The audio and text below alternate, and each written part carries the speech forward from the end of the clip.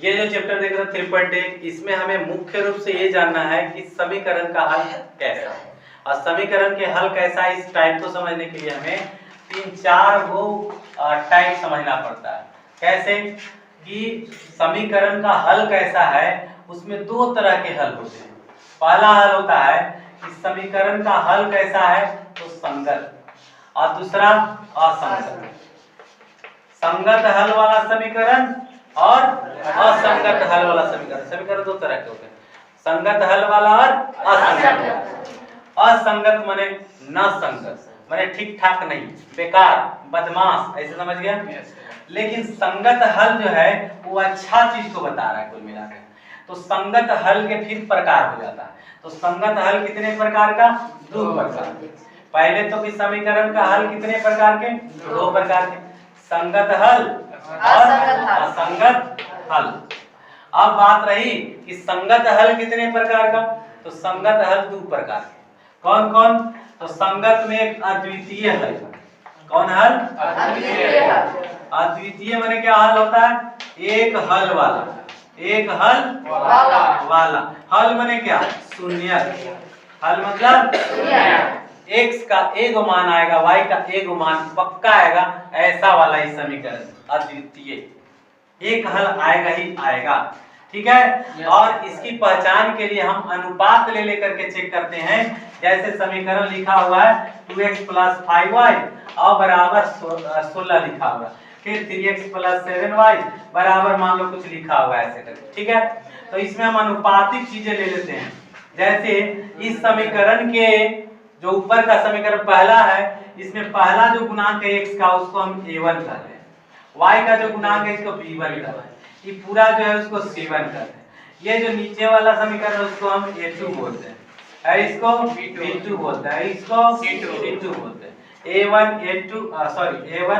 b1 c1 और a2 b2 c2। दूसरा समीकरण के लिए a2 b2 c2, पहला समीकरण के लिए a1 b1 c1। तो इसी का अनुपात लिया जाता है। तो जब अनुपात आप लेते हो तो अगर अनुपात a1 बटा a2 बराबर नहीं आता है b1 बटा b2, जैसा कि इसमें है, अगर अनुपात लेगा कि 2 बटा 3, देखो इस समीकरण का हम a1 लिए, a1 क्या कहलाया?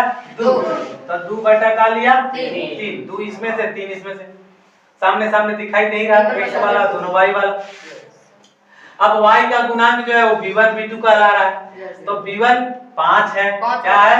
5, और b2 क्या है? 7। क्या लग रहा है कि दोनों बराबर है? दोनों डिफरेंट है।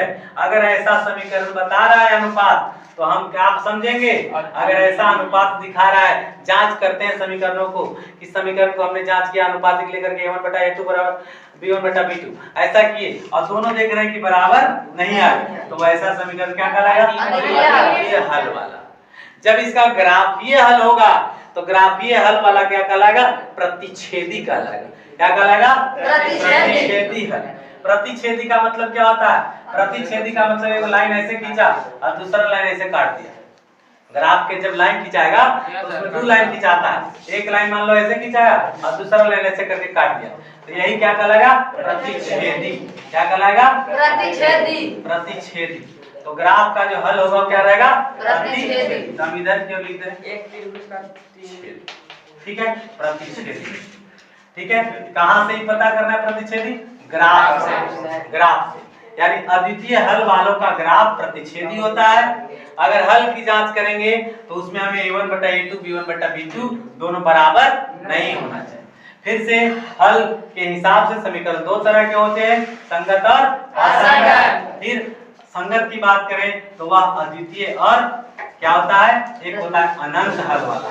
क्या होता है? एक अनंत हल वाला। अनंत हल वाला, अनंत हल वाला।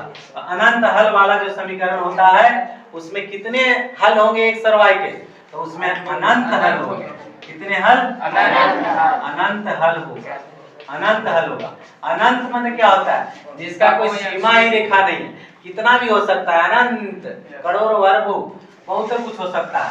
तो उसके लिए अनुपात क्या होता है, अनुपातिक जब चेक करेंगे तो उसमें A1 बटा A2 बराबर होगा B1 बटा B2 और बराबर होगा C1 बटा C2। ऐसा परिस्थिति अगर आएगा कि अनुपातिकता तीनों के तीनों अगर बराबर है तो वह क्या रहेगा, अनंत हल वाला समीकरण होगा। उसके करोड़ों हल हो सकते हैं, इसके केवल एक होंगे। कितने? केवल एक और केवल एक। और इसमें कितने? अनंत हल होंगे, यानी कि गिना नहीं जा सकता, इतने हल होंगे। अब बात रही इसका, तो इसका कोई हल नहीं होगा। कितना हल? कोई हल नहीं होगा।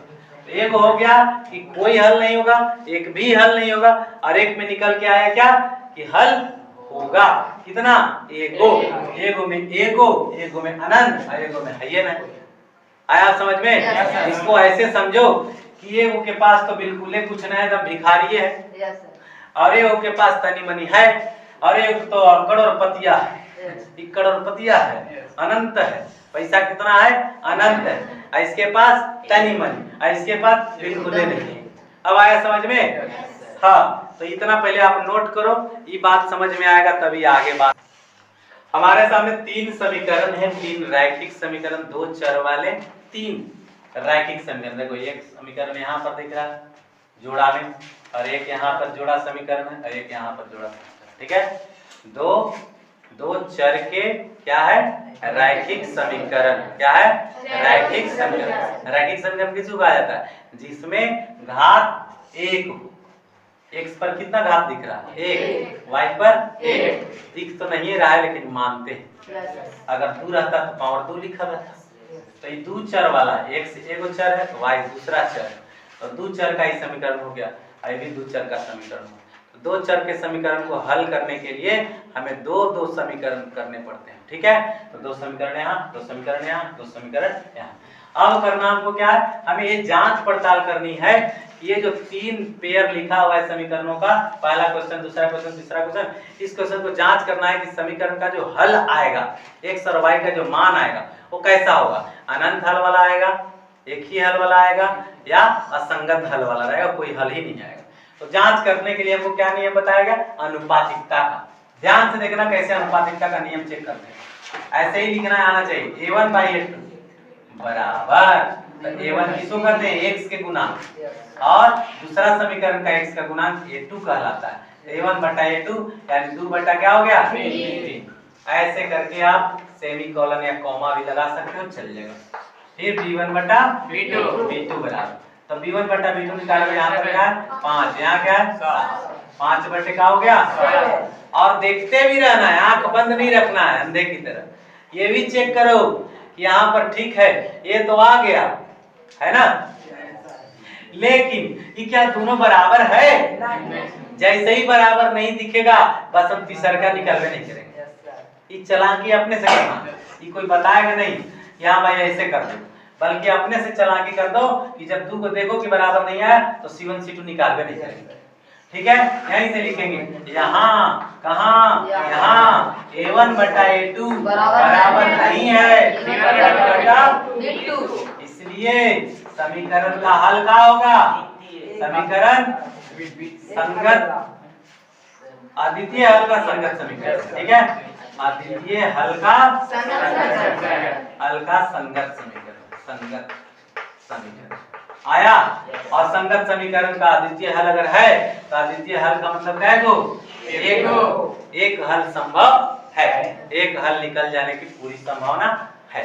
क्लियर हो गया? ये बात समझ में आ गई। अब इसकी जांच करते हैं, इसका। तो इसके जांच के लिए देखिए हम क्या करेंगे?